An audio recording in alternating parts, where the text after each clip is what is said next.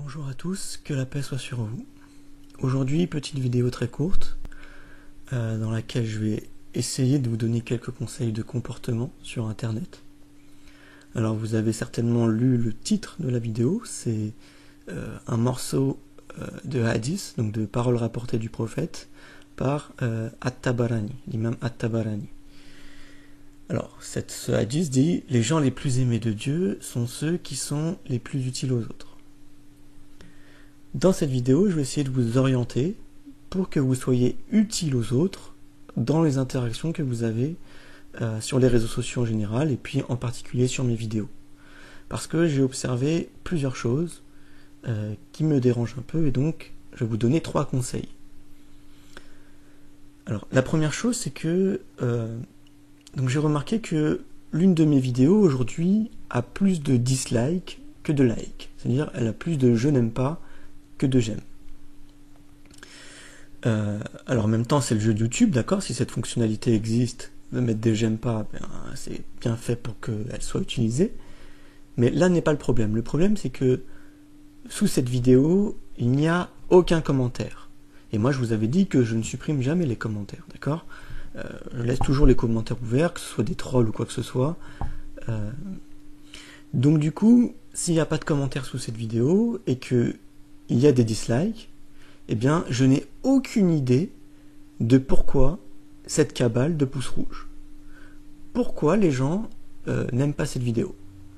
Et donc, si vous souhaitez vous rendre utile aux autres, et donc être aimé par Dieu, eh bien, il vous faut donner des arguments, venir me corriger, sinon c'est ce qu'on appelle tout simplement un lynchage, et qui est injuste. Alors, soit vous n'êtes pas musulman, et je peux comprendre que mes vidéos ne vous plaisent pas, mais dans ce cas-là, personne ne vous oblige à les regarder, d'accord? Et je vous invite à aller ailleurs sur Internet, d'accord? Personne ne vous oblige à regarder mes vidéos. Par contre, si vous êtes musulman, et que vous avez mis un dislike, vous avez quand même le devoir de prévenir les autres de mes erreurs, ou donc de laisser un message de correction sous la vidéo, d'accord? Et de cette manière, vous serez utile aux gens. Donc ça, c'était le premier point. Si vous mettez un dislike, d'accord, un je n'aime pas, un pouce tourné vers le bas, justifiez-le au moins pour que les gens évoluent et comprennent pourquoi cette vidéo n'est pas aimée. Sinon, ça s'appelle de l'injustice, ça s'appelle une cabale de pouces rouges. Et donc, faites-le, surtout si vous êtes musulman, c'est presque un devoir de corriger votre frère dans la religion. Le deuxième point, c'est que il y a sous cette même vidéo, donc celle où il y a plus de dislikes que de likes, il y a eu un commentaire. C'est-à-dire que quelqu'un qui a fait cette démarche, c'est-à-dire qu'il y a eu quelqu'un qui a fait cette démarche de correction. Alors, en tout cas, elle a cru bien faire, je ne doute pas de sa sincérité, sauf que, comme elle a commenté en premier, donc s'en est suivi une conversation avec moi, je lui ai répondu, d'accord, il y a eu un échange d'arguments, à peu près 5 commentaires chacun, si je me souviens bien, soit une dizaine de paragraphes au total, et ce qui s'est passé, c'est que cette personne a supprimé son tout premier commentaire, ce qui a eu pour conséquence de supprimer toute la conversation, qui était visible à tout le monde, sous la vidéo. Et je pense que si cette personne a supprimé son commentaire, c'est qu'elle s'est rendue compte, finalement, qu'elle avait commis des erreurs dès le début. Donc très bien. Là est mon deuxième conseil, pour être utile aux gens, c'est de ne jamais supprimer vos commentaires, même si vous vous rendez compte que vous avez commis une erreur, et encore moins lorsqu'il y a eu une conversation à la suite. Pourquoi ?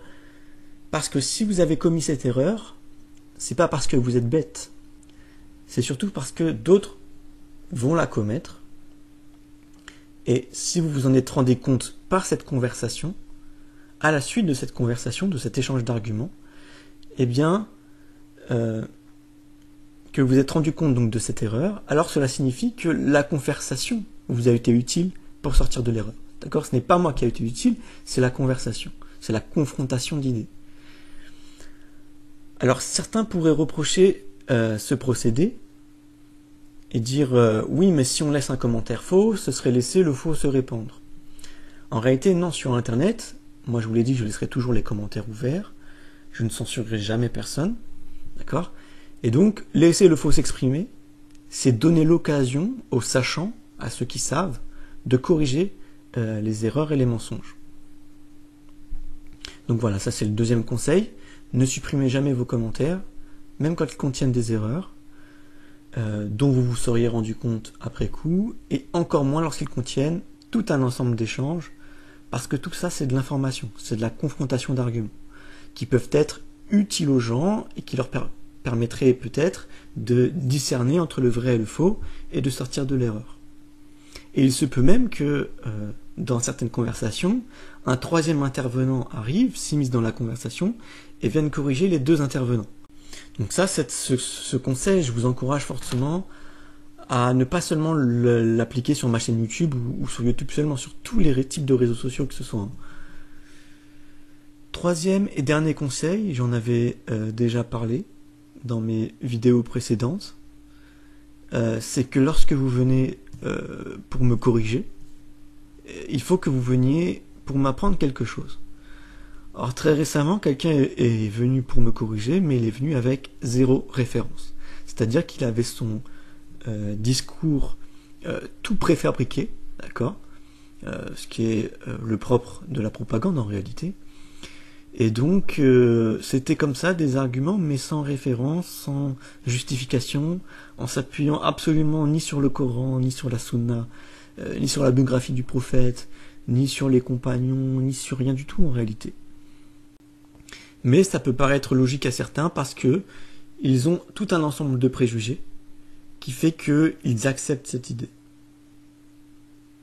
Donc voilà, ça c'était mon troisième conseil. Venez avec des références pour être utile aux gens. Parce que sinon, si vous venez juste pour me contredire et me dire « tu as tort », et sans justifier pourquoi j'ai tort, c'est ce qui est arrivé aussi il n'y a pas très longtemps, bah, c'est inutile en fait, vous êtes inutile, votre intervention est inutile aux gens. Donc voilà, c'était le dernier conseil, et on va écourter cette vidéo, on va pas faire quelque chose de très long. Donc voilà, j'espère que cette vidéo vous aura été utile. Mettez un pouce bleu, tournez vers le ciel si vous l'avez aimé, commentez, partagez, surtout si vous pensez que cette vidéo peut être utile aux gens.